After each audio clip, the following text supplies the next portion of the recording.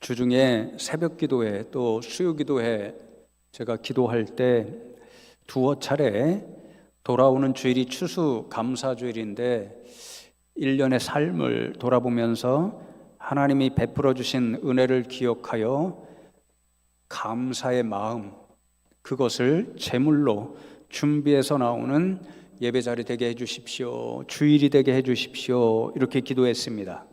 성도 여러분을 위한 기도 제목이기도 했지만 요즘 제 자신을 돌아보며 드린 그런 기도 제목이기도 했습니다.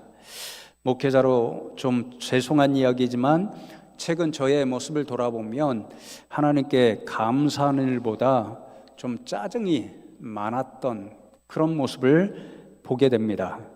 저 자신이나 가족의 건강 문제가 염려되는 일이 여러 가지 생겨서 하나님 앞에 짜증을 내기도 했고요. 가까운 동료라고 생각했던 사람에게 배신감 비슷한 경험을 느끼게 되어서 하나님 어찌 이럴 수 있습니까? 그렇게 짜증을 내기도 했고요. 주중에는 우리 교회 학교, 특별히 유치부와 아동부 이런저런 어려움에 대한 저도 알고 있었는데 그런 이야기를 할 기회가 있어서 들으면서 하나님, 우리의 교회 학교 앞으로 어찌하시렵니까? 그렇게 탄식이 나오기도 했습니다. 그런 상황에서 여러분에게 나누어 드린 감사 노트 있죠? 2주 동안 보니까 신앙의 간증문을 담아 놓았는데 그 감사에 관한 간증들을 읽고 여러분의 삶을, 여러분 모습을 돌아보면서 적게 되어 있는 노트를 나누어 드렸는데 얼마나 하셨는지는 모르겠습니다. 어쨌든 거기에 보니까 이민아 씨라고 하는 그런 젊은 사업가가 있는데 감사가 내 삶을 바꿨습니다 라고 하는 간증문을 읽으면서 부끄럽다 하는 생각을 하게 되었습니다.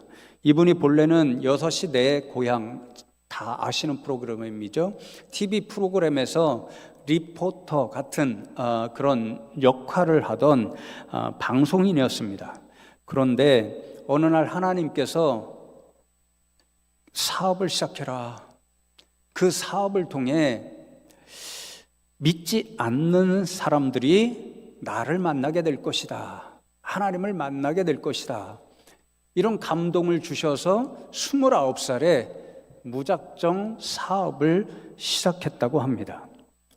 그분의 간증, 사업 이후에 어떠한 일들이 있었는가, 자신은 어떠한 마음으로 어려운 사업을 버텨냈는가, 이런 간증을 적은 글의 일부를 제가 조금 빠른 속도로 읽어드리겠습니다. 경험도, 자본도, 경영 지식도 부족했지만 하나님의 확신 하나만 붙잡고 시작한 믿음의 도전이었습니다. 사업이 그랬다는 거죠. 처음에는 당연히 하나님께서 형통하게 하실 거라 믿었습니다. 하지만 현실은 충격 그 자체였습니다. 매출은 늘 바닥이었고 인건비와 임대료조차 감당하기 버거운 날이 반복되었습니다. 8년이라는 시간 동안 저는 매일 적자를 감당하며 버텨야 했습니다. 그 시간 동안 수없이 흔들리고 포기하고 싶을 때도 많았지만 제가 끝내 무너지지 않을 수 있었던 이유는 단 하나, 감사였습니다.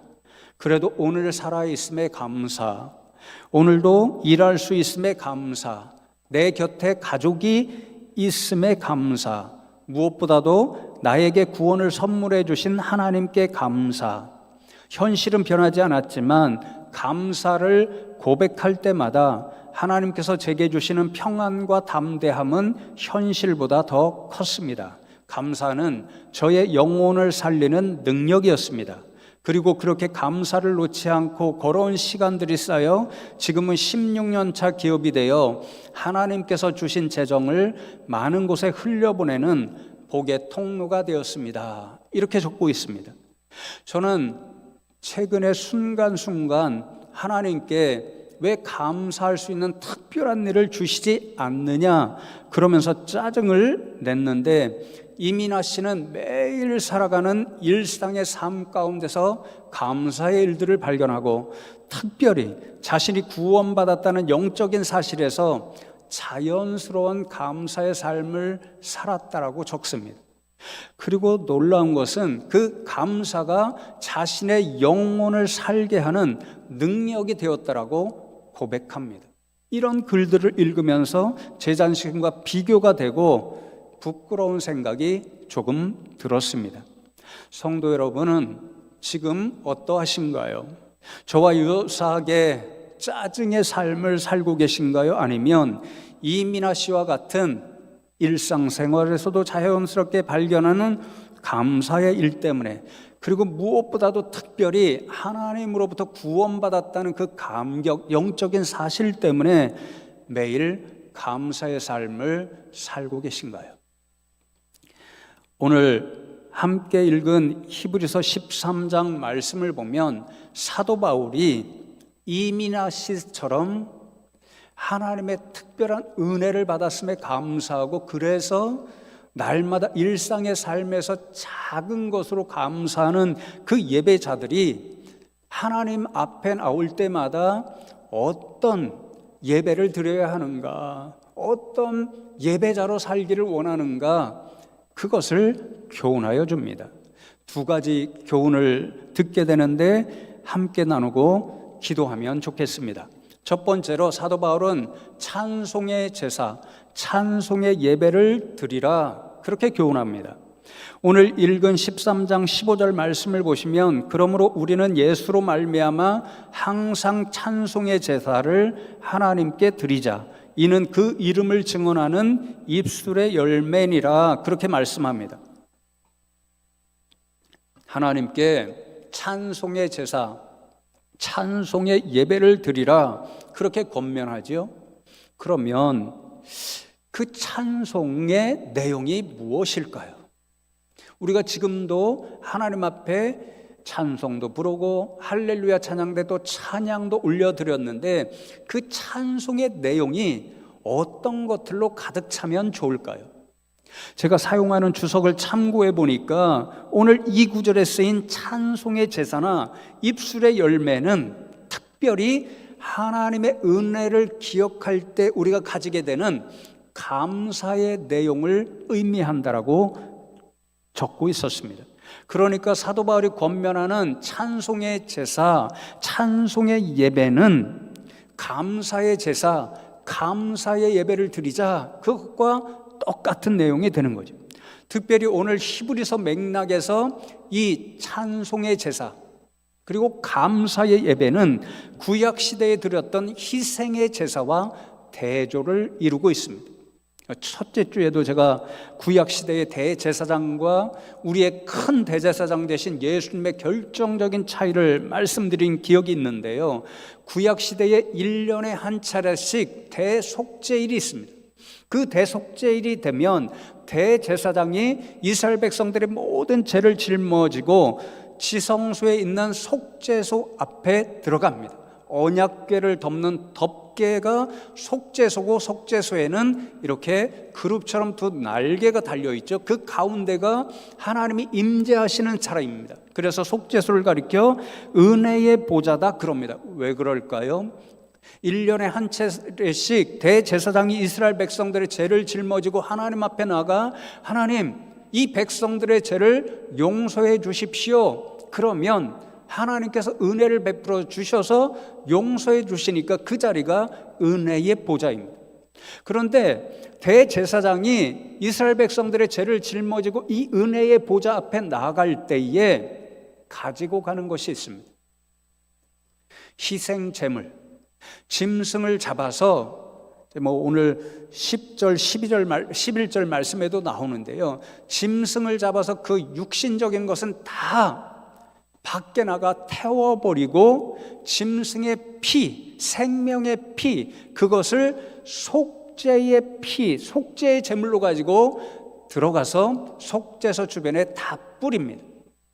그러면 하나님께서 본래 죄를 지어서 마땅히 죽어야 할 이스라엘 백성들을 대신하여 그 짐승의 피, 생명의 피를 받으시고 이스라엘 백성들의 생명은 살려주시는 거죠. 죄를 용서해 주시고 살려주십니다. 그런데 여러분, 이 희생의 제사는 완벽한 제사가 될 수 없습니다. 왜냐하면요, 완벽한 제사라고 한다면 한 번의 제사, 1년에 한 차례 드리는 한 번의 제사로 충분할 터인데 매년 반복하잖아요. 그러니까 이 구약시대의 대제사장이 드렸던 희생의 제사는요, 모든 이스라엘 백성들과 온 인류의 죄의 문제를 해결하려는 그런 완벽한 제사, 하나님 앞에 완벽하고 온전한 예배가 되지 못합니다. 그러니까 하나님께서 아주 특별한 은혜를 베풀어 주시지요. 독생자 예수 그리스도를 세상에 보내주십니다. 그리고 예수님은 하나님 아버지의 명령을 따라 우리 인생의 모든 죄를 대신 짊어지시고 십자가에서 피를 흘리시며 희생의 제물, 속죄의 제물로 돌아가셨습니다. 이 십자가 은혜의 사건은 조금 전에 말씀드렸던 구역시대에 수없이 반복됐던 짐승을 잡아 피를 들이며 사제 은총을 간구했던 희생의 제사처럼 반복될 필요가 없습니다. 왜냐하면 이 십자가 사건은 단 한 번으로 영원토록 효과가 인생들에게 임하는 완전한 제사, 완전한 속죄의 제물이 되었기 때문입니다. 히브리서 9장과 10장 말씀, 히브리서가 좀 어려운 말씀으로 많이 기록되어 있잖아요. 9장과 10장 말씀에 보면 구약의 대제사장이 짐승의 피로 드렸던 그런 희생의 제사와 예수님이 자신의 생명을 하나님 앞에 드렸던 이 속죄의 제물, 속죄의 제사와 예배가 어떻게 다르는지 그것을 설명합니다. 근데 두 구절에서 아주 단적으로 그 차이를 이렇게 말씀합니다. 히브리서 9장 12절 말씀을 보시면 염소와 송아지의 피로 하지 아니하고 구약의 대제사장처럼 매년 한 번씩 매년 반복되는 이러한 짐승의 피로 하지 아니하고 오직 자기의 피로 영원한 속죄를 이루사 단번에 성소에 들어가셨느니라 그렇게 말씀하고 10장 12절에도 오직 그리스도는 죄를 위하여 한 영원한 제사를 드리시고 하나님 우편에 앉으사 그렇게 말씀하죠. 이 두 구절의 공통적인 단번이라는 말, 한 번이라는 말, 그리고 영원하다는 말이 구약의 대제사장이 매년 드렸던 희생의 제사와 결정적인 차이가 있습니다. 예수님의 십자가 사건, 예수님께서 십자가에서 피를 흘리면서 하나님 아버지께 속죄의 제물, 그것이 되신 것은 단 한 번으로 우리 인생의 죄를 해결하는 영원한 은혜의 사건이었습니다. 그래서 누구든지 어느 시대이든지 이 십자가에 달리신 예수 그리스도를 구주로 영접하기만 하면 하나님으로부터 죄를 용서받고 영원토록 그 은혜를 누리게 되어 있습니다. 그러니까 이 십자가의 사건은 구약 시대에 반복해서 드렸던 희생의 제사처럼 반복될 필요가 없고 단 한 번으로 영원한 속죄가 해결됐으니 은총이 내려지니 더 이상 반복될 필요가 없는 거죠. 그러니 오늘 말씀에서 사도 바울은요, 우리는 더 이상 구약에서 드렸던 희생의 제사를 드릴 필요가 없고 하나님이 저 십자가를 통해서 우리에게 주신 영원히 지속되는 그 은혜를 생각하면서 누구로 말미암아요? 예수 그리스도로 말미암아 찬송의 제사, 감사의 예배를 드리면 된다. 그렇게 교훈하는 거죠. 성도 여러분, 그렇습니다. 우리가 오늘 추수감사주일 예배를 드리고 있는데요, 우리가 이 예배의 자리에서 드려야 할 예배는 구약시대의 희생제사가 아닙니다. 예수 그리스도로 말미암아 하나님 앞에 드리는 찬송의 제사, 감사의 예배입니다. 이 예배의 자리에서 우리가 하나님 앞에 마음을 다해서 드려야 할 찬송의 핵심적인 내용은 바로 저 십자가입니다. 우리 인생을 위해 독생자까지도 속죄의 제물로 저 십자가에 내어주신 하나님의 은혜, 우리를 죄로부터 건져내시고 영원한 생명을 주시기 위해 저 십자가에서 자신의 모든 것을 쏟아내신 예수 그리스도의 은혜, 그 은혜로 말미암아 죽을 수밖에 없었던 우리가 구원받고 오늘도 하나님 앞에 찬송의 제사, 감사의 예배를 드리고 있다는 이 사실, 이것을 기억하며 진정 마음과 영혼에 가득 찬 감사로 찬송의 제사를 드리는 자리가 오늘 이 예배의 자리입니다. 이 말씀을 제가 묵상하면서 제 아주 가까운 친구 하나가 생각이 났습니다. 오랜 시간 동안 특별한 인연을 가지고 있는 친구인데요, 제가 초등학교 3학년 시절에 전학을 가게 되었습니다. 교무실에 인사를 가니까 이제 반 선생님이 저를 데리고 첫날, 월요일이었겠죠, 반에 들어갔습니다. 그리고는 친구들에게 인사를 시킨 후에 저를 살짝 보더니 아마 키를 보신 것 같습니다. 그러더니 반에 한 5, 60명, 지금 그때 60명이 넘었습니다. 그 아이들이 이렇게 둘씩 짝지어서 앉아 있잖아요. 중간쯤에 어떤 친구를 불러 일으키더니 얘로부터 뒤에 다 한 칸씩 물러, 그러더니 한 친구 옆에 저를 가서 앉게 했습니다. 짝꿍이 된 거죠. 그리고는 그 주일에 교회 갔더니 그 친구가 교회에 있습니다. 특별한 인연인 거죠. 같은 학교 다니고 같은 반이고 짝꿍이고 또 같은 교회고, 또 주일 학교니까 예배가 끝나면 성경 공부하잖아요. 분반 공부라고 그때는 했는데, 같은 학년이니까 같은 반에 들어가서 또 주일에도 하루 종일 같이 지내고, 오랫동안 그렇게 함께 했으니까 매우 가까운 친구가 되었습니다. 그런 가까운 친구인데 지난 몇 년간 제대로 만날 기회가 없었습니다. 그러다가 몇 달 전에 장모님이 편찮으셔서 병원에 입원하셨고, 그 병원에 갔다가 생각해 보니까 그 친구가 그 주변에서 멀지 않은 곳에 살고 있었다는 기억이 떠올라서 연락을 주었죠. 너무 반가워하고 오늘 당장 만나자, 언제 또 만날 수 있겠니? 그래서 이제 만나서 저녁 식사를 함께 했습니다. 만났는데요, 반갑다고 서로 부둥켜 안고 난리가 났고, 남자친구 사이인데도 그렇게 정답게 느껴졌던지 그 친구도 저절로 눈물이 나고 저도 저절로 눈물이 났습니다. 그 특별한 친구, 그 친구는 모르겠습니다. 너무도 오랜 시간이 지나서 잊어버렸는지는 몰라도 저는 그 친구가 제게 한 말 중에 너무도 감사하고 생각할 때마다 감동이 되어서 여전히 분명히 기억하는 말 한마디가 있습니다. 아주 오래전 일인데, 그 친구 어느 날 갑자기 저랑 만나서 놀고 있는데 저를 빤히 쳐다보더니, 현수야, 나는 너를 위해 죽을 수 있어. 내가 필요하면 어느 때든지 너를 위해 죽을 수 있어. 뜬금없이 그렇게 이야기하더라고요. 요한복음 15장 13절 말씀에 사람이 친구를 위하여 자기 목숨을 버리면 이보다 더 큰 사랑이 없나니, 예수님이 친히 그렇게 말씀하시잖아요. 이 말씀을 생각할 때마다 그 친구가 떠오릅니다. 너를 위해 죽을 수 있다는 그 한마디가 떠오를 때마다 너무 감동이 되고 그 친구의 존재가 너무 감사하게 느껴지는 거죠.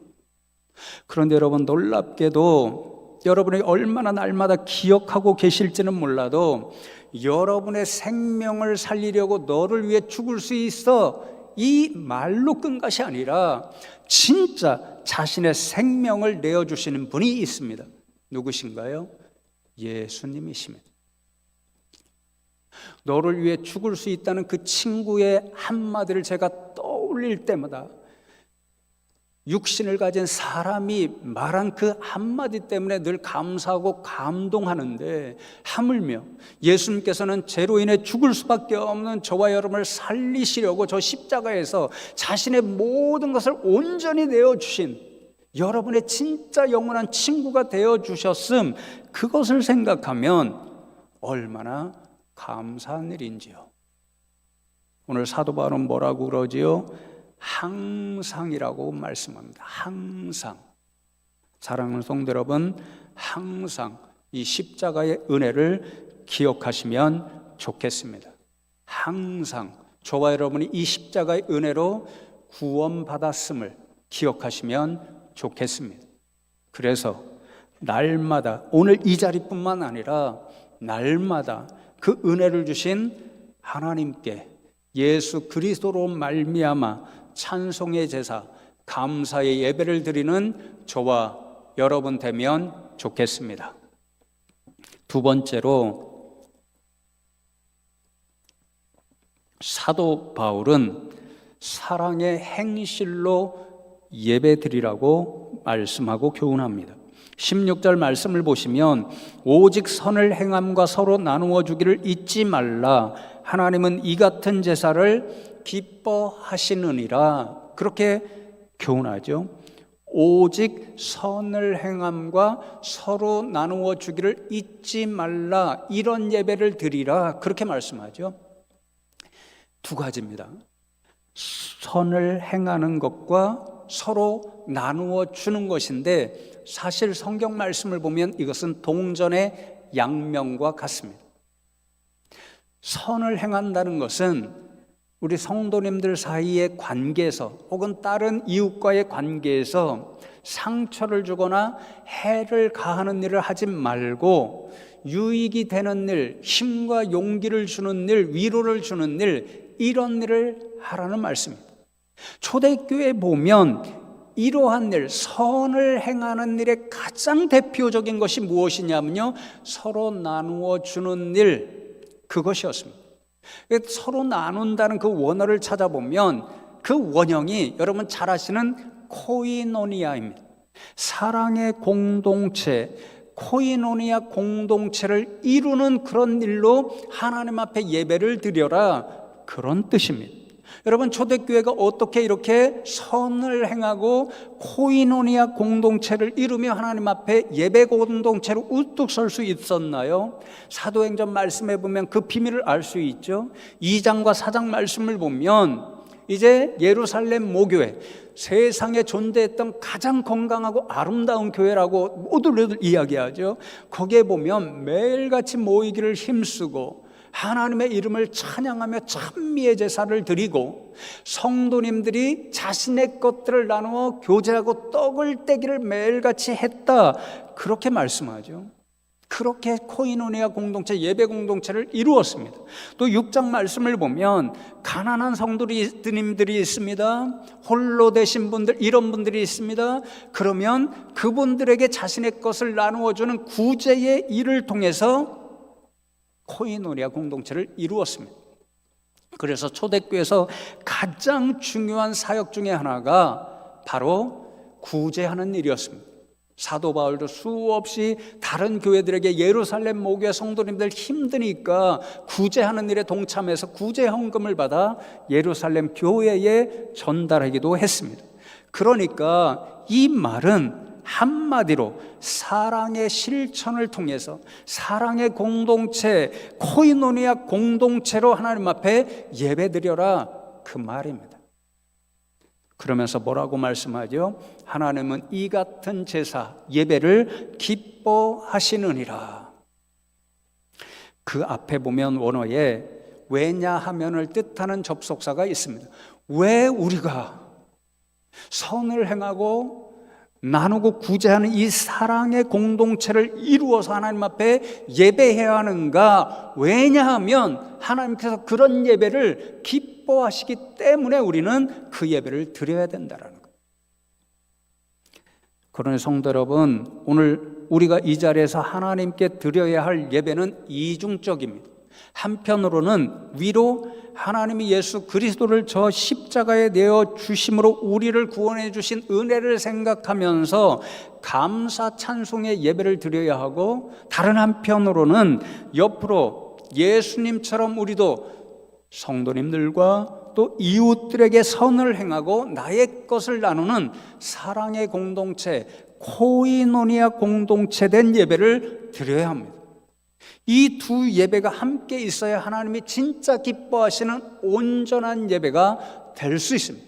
이 둘 가운데 우리 안에 진정으로 하나가 되는 예배가 없이 하나만 있고 다른 것은 없다, 하나는 풍요로운데 다른 하나는 부족하다, 그러면 하나님 앞에 온전한 예배가 되지 못하고 부족한 예배가 되는 거죠. 특히나 저와 여러분에게 더 부족한 게 무엇일까요? 우리가 오늘도 이 자리에서 감사를 담아 찬양하고 또 찬송하는 그런 예배는 풍성하게 드릴 수 있습니다. 그런데 때때로 오늘 말씀에서 이야기하는 코이노니아 예배, 사랑의 예배를 생각할 때는 부족할 때가 종종 있다, 그런 생각이 듭니다. 제 이야기가 아니고요, 우리 교회 새로 오셔서 신앙생활하는 새로운 성도들 가운데 여러분이 오래전부터 제게 이런 말씀을 하셨습니다. 저는 오해입니다, 그렇게 말씀드렸거든요. 저는 이 예배 공동체 자리가 너무 넓어서 우리 성도들이 좀 북적북적하면서 서로 온기도 느끼고 체온도 느끼고 가까이 얼굴도 봐서 처음 보게 되면 누구세요? 어떻게 우리 교회 오셨어요? 잘 오셨습니다, 이렇게 인사하면 좋을 텐데 그렇게 되지를 못하잖아요. 그러니까 새로 오신 성도님들이 우리 교인들의 마음은 그렇지 않은 것 같은데 오해하시는 말씀들이 이런 이야기입니다. 목사님, 제가 몇 달 동안 숭실교회를 다녀다 보니까 우리 숭실교회 성도님들이 사랑이 부족한 것 같아요. 사랑의 표현이 정말 부족한 것 같아요. 끼리끼리는 잘 나누는 것 같은데 저같이 처음 온 사람들은 잘 나누어지지 않는 것 같아요. 심지어는 어떤 분은, 목사님, 제가 신앙생활 이제 숭실교회를 통해서 몇 달 몇 년을 하다 보니까 제가 원하는 만큼 사랑을 받지 못해요. 저 교회 나가렵니다. 그렇게 말씀하셔서 아닙니다, 우리 성도님들이 마음은 그렇지 않은데 표현이 충분하지 못해서 그렇습니다, 오해하지 마십시오. 1시간 이상 붙들어 놓고 설득하느냐고 애를 쓴 적도 있습니다. 여러분, 그렇죠? 마음은 안 그렇죠? 마음도 그래요? 대답을 전혀 안 하시네요. 그러니 여러분, 그런 새로운 성도님들 생각하시면서 오늘은 좀 표현을 좀 풍요롭게 하면 좋겠습니다. 나가시다가 주변에 혹시 모르시는 성도님, 또 멀리 느껴졌던 성도님, 오늘은 일부러라도 밝게 웃으시면서 인사하시고, 이름 모르시면 이름도 여쭙고 그렇게 하고 가시면 좋겠습니다. 또 모르겠습니다. 다들 대접하기 하실 텐데 혹시라도 자신을 돌아보니까 대접은 많이 받았는데 나누는 것을 많이 받기는 했는데 나는 나누어줌에 부족하고 대접하는 일에 부족하다는 생각이 들면 주중에 여러분이 그래도 제일 많이 대접받았다고 생각하는 분 한 분이라도 기억해서 오늘 내가 커피 사줄게, 편의점 커피라도 한 잔씩 대접하시고 나누시면 좋겠습니다. 그러면 꼭 속으로 그렇게 생각하는 분들이 있죠. 김 목사, 너한테 하라는 말이냐? 아니거든요. 옆에 보신 성도님들에게 하시면 좋겠습니다. 아멘입니까?